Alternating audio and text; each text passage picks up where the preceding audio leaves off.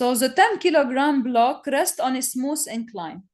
So first, every word is important here.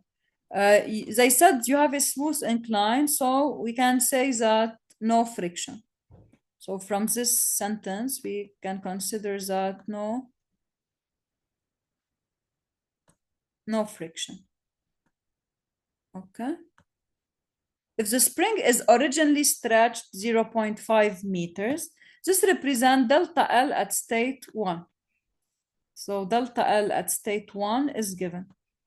Determine the total work done by all forces acting on the block when a horizontal force P of 400 Newton pushes the block up the plane a distance of 2 meters. Okay? In any problem like this, first you should present the forces acting on your system. So we have the block. They said smooth incline, so no friction. So we can present other forces, which are the weight that is always vertical, passing by the center of mass.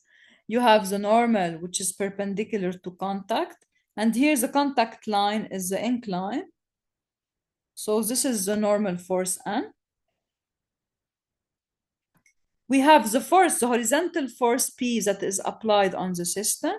And we have, since my spring is stretched, okay, then it will act on the block in a way to oppose stretching. So it will act with a downward force on the block. And this is the force of the spring. Okay. So in total, we have 4 forces acting on our block: the weight, the normal, the horizontal force P, and the spring force. And the question here is to determine the total work done by all forces acting on the block. In general, I will not ask you this. I will ask you, for example, knowing that the block is starting from rest, find the final velocity of the block. And I will put a problem in a way to apply the principle of work and energy. Or here also, you can apply conservation of mechanical energy. Since but you don't know the potential energy of force P. And we are familiar with potential energy of weight, with potential energy of spring, but for any conservative force, you can find the expression of its potential energy, but you are not responsible of this. So since you have new forces like P, no need to apply, you don't apply conservation of mechanical energy. You can apply the principle of work and energy, okay? So in order to apply the principle of work and energy, you need to determine the total work done by all forces. So here, they ask you part of the question. So let us think force by force. If we start with the normal, what is the work of the normal, Sana? Zero. It's Since zero it's perpendicular. because it's perpendicular to motion. So whenever you have a force perpendicular to motion, you directly say that the work of N is equal to 0 because this force is perpendicular to motion. Okay, we are done with the first force. Now, for the weight, you always have 2 possible approach. Or you use the formula developed in the course material. What is this formula? If we have here the y-axis upward, the work of the weight is minus W delta y. We can use it here. Delta y. Yes, we can use minus mg delta y as a first method. Let us see here what is delta y. Delta y is always the vertical displacement, okay? So your particle was at this position. You should always determine your positions. This is position 1, okay? And this is the final position 2. Delta y will take into consideration the change in elevation between 1 and 2. So it's just, if you want, y2 minus y1. And this is y2 minus y1. This is the distance that I want to find. So I can calculate it geometrically. I can relate it to the displacement. Because if you look in this triangle, this angle is 30 degrees. And delta S, okay, is 2. I'm moving 2 upward. So this is 2 meters, okay? But I'm moving 2 meters along the incline. I don't want delta S in this formula. I want the vertical displacement. So I can say in this right triangle, I can replace delta Y by delta S sine 30. Delta S times sine 30. And here, no minus Y, because look, S is pointing positive upward. So when S will increase, Y will also increase. So this is why delta Y is plus delta S sine 30. Okay, and since I have a minus before, I will get a negative result. And this is expected because as I move upward, the weight will do a negative work because it will oppose my motion. Okay, now, if I don't want to use the formula of the course material, I want to treat the weight as a normal force. What is the technique?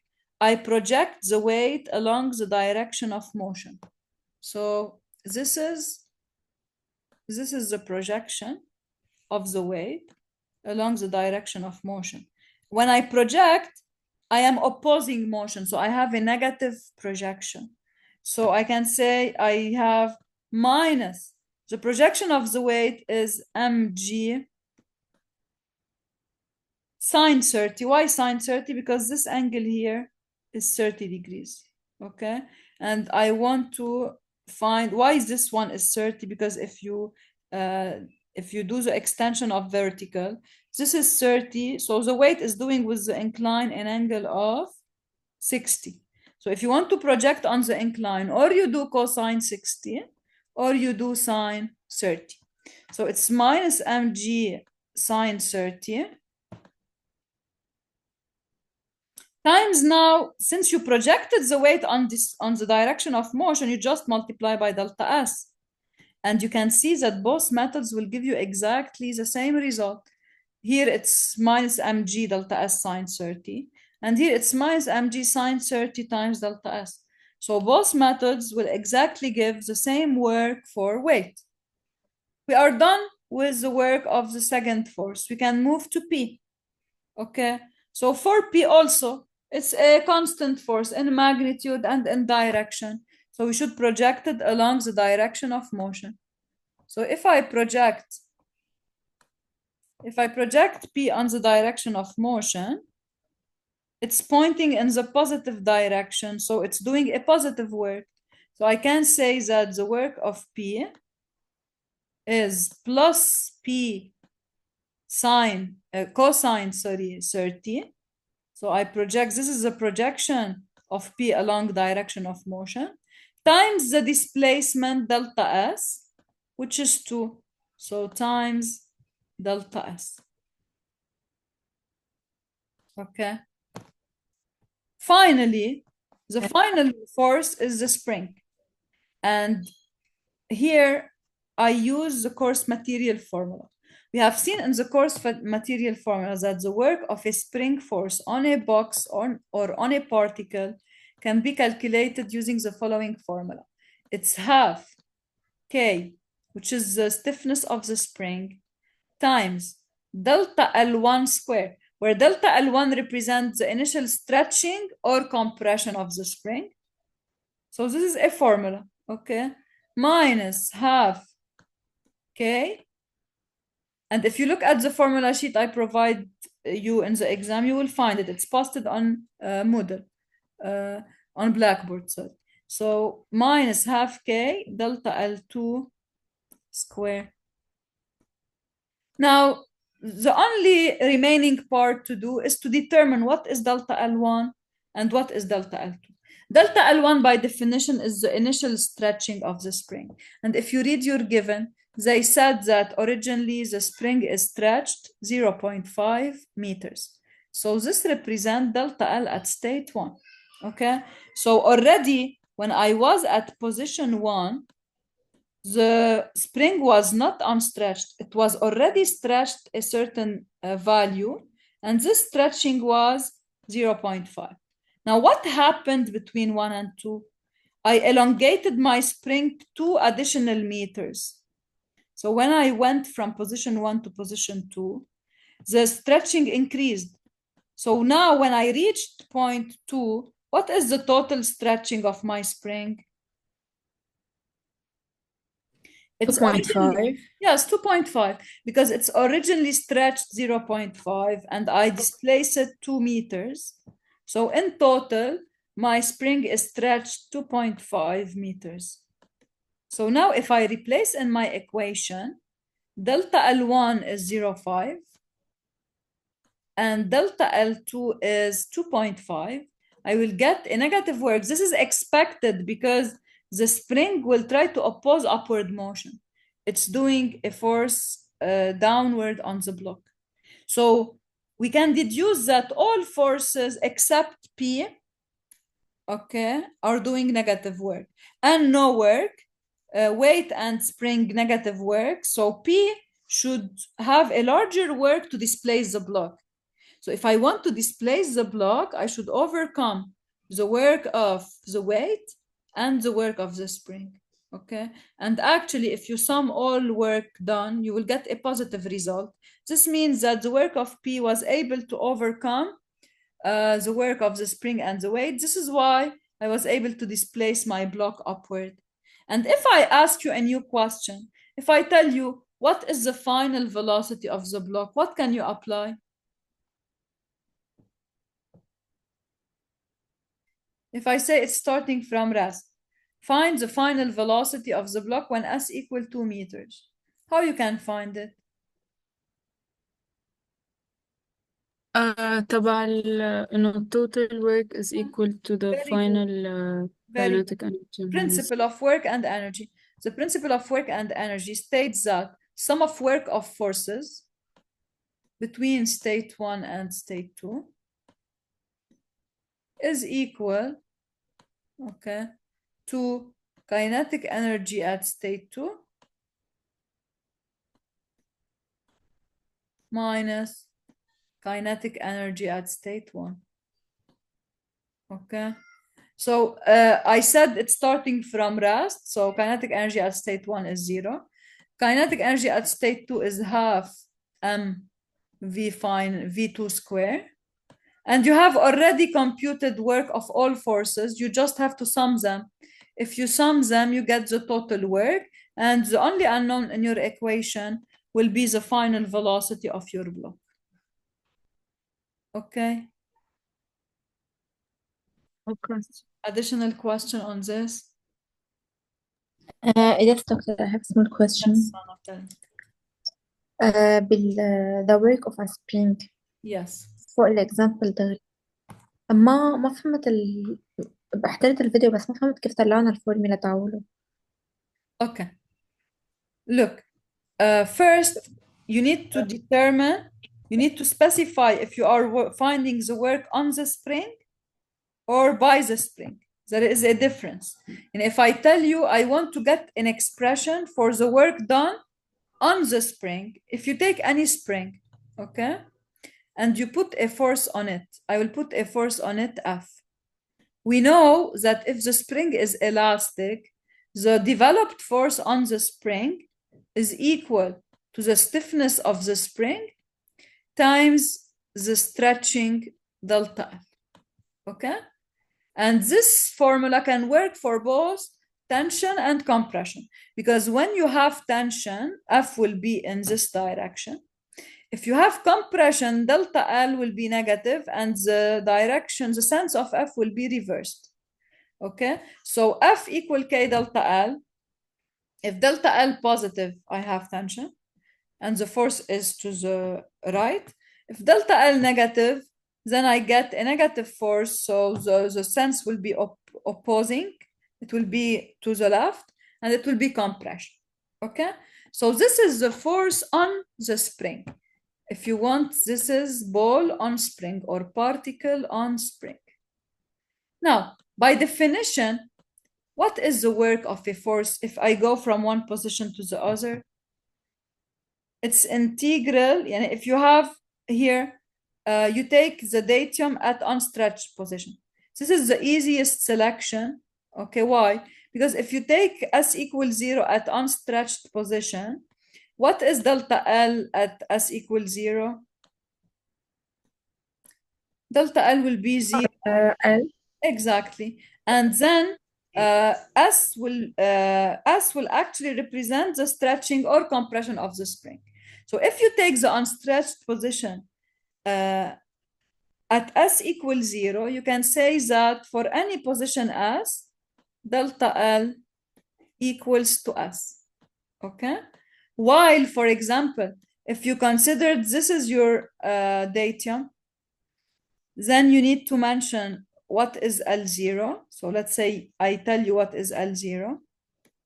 Then what is delta L? If you count S from here, okay, delta L will be S minus L0. So if you choose datum at position different than the unstretched one, you need to update your delta L. Delta L, you replace it by S. In this case here, it's S minus L0, okay? While if you take your datum at unstretched position, so this is the second scenario, if you put it at unstretched position, then delta L will be equal to S. So at S equals 0, delta L equals 0. At S equal 1 meter, delta L equal 1 meter, etc. You can select the datum wherever you want. But keep in mind, wherever you take your datum, your reference of S, F is K times delta L. It's not K times S. It's only K times S if delta L is equal to S. This is why this is the simplest selection of the datum. The easiest selection is to take the unstretched position as the origin. Okay? Now, if I did this choice, I can say that the spring force can be calculated as K times S. Okay? And now, if I displace my hand, let's say I'm putting my hand on the spring. I'm displacing my hand from position 1 and to position 2. And I want to find the work done on the spring. Okay, so again, I'm finding force of particle on spring. If I want to find the work, I go back to the definition of work. What is the definition of work? It's if you have variable force, you need to perform integration. Here, the force is not constant. It's varying with S, okay? So to find the work of the force, you can say the work of the spring force, the work on spring force, يعني particle on spring is equal to integral between S1 and S2 of Ks ds. Ks ds. Okay. And now what is the integral of S? It's S squared over 2.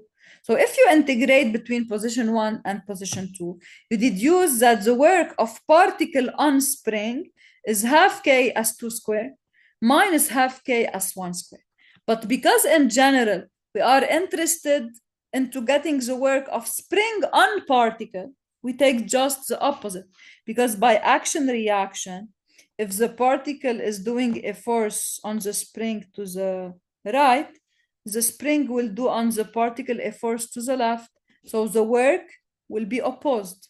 Okay, so we can say that work of spring on particle is equal to minus work particle on spring. So this is why in the exercise that we did now, we considered plus half K S1 square minus half K S2 square, because we are finding work of spring on particle. Okay, and only please remember, I can only say here S square if S is equal to delta L. So the formula is related to delta L actually, because the force developed in the spring is K delta L. If I select the origin at unstretched lengths, delta L is S. If not, if S is not 0 at unstretched position, don't use half K S1 square minus half K S2 square. Use half K delta L1 square minus half K delta L2 square. This is the basic formula. Okay. Sana, it's clear or you have any other? Yes, it's clear, but Yes. in the first paragraph, Fs is equal Ks. It's not K times S. It's not a subscript. Okay. You should. اوكي دي ما انا هذا اللي لخبطني It's فيه. a typing error. This is K times S. Okay. Okay, clear, doctor. Thank you. Welcome. Any other question?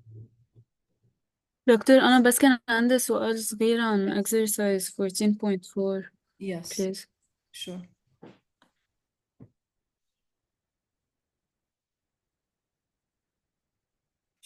Yes, tell me. أنا بس ما فهمت ليش حطينا إنه the only forces acting on the block هن ال force of the spring والweight.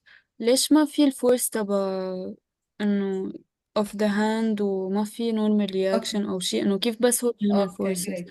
First, look, when you put your hand, you just put it to displace the system downward. But after this, you released your hand. And your hand will not be on the block during motion. Okay? So the hand will just impose the initial position and then you will remove your hand.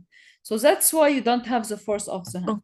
Now, concerning the normal reaction of the plate, they told us that the plate is massless. They didn't give a mass for the plate.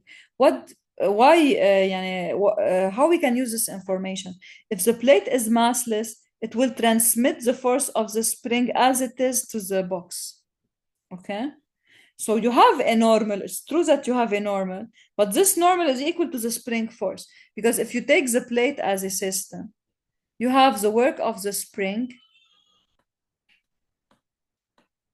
and you have the way, and you have the force of the block. So you have the normal reaction of the block on a plate. Okay? And since the mass of the plate is negligible, sum of forces on it is zero. This means that the normal reaction between the block and the plate is exactly equal to the spring force. Okay? So it will transmit this force directly to the block. So the two forces acting on the block are the weight and spring force. Okay, thank you, doctor. Welcome. الدكتور بس ما فهمت ليه ما في نورمال لأنه ماسلس في دايما بشوف نورمال هيك سنة في نورمال إذا بترسم البلوك في نورمال of the plate on the block okay وفي الويت of the block صح؟ بس what is the normal? The normal is equal to the spring force. Why it's equal to the spring force? لأنه if you take the plate as system it's massless. يعني what is sum of forces on the plate? Zero. Okay? So what is يعني if you take the plate as system you can deduce that the spring force is equal to the normal force between the block and the plate. So here you can replace the normal by the spring force.